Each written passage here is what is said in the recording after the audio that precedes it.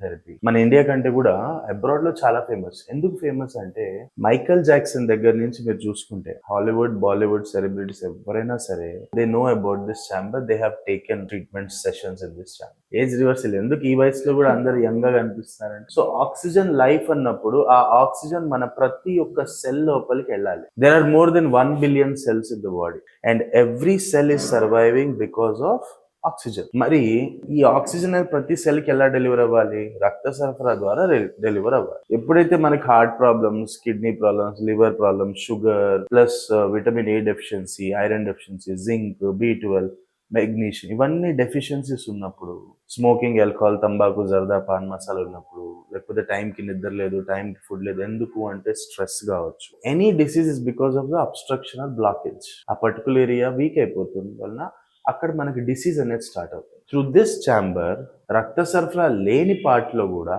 మనం ఆక్సిజన్ ని డెలివర్ చేస్తాం.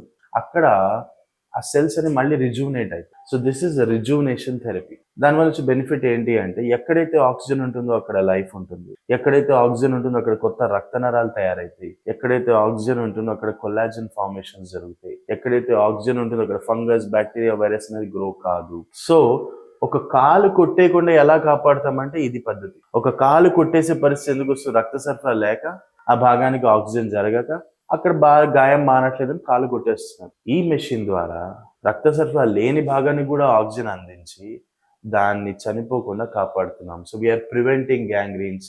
ద హ్యాష్ నో ఆంపుటేషన్ అనే దానికి మెయిన్ డివైస్ ఇది, ఆక్సిజన్ డెలివరీ సిస్టమ్.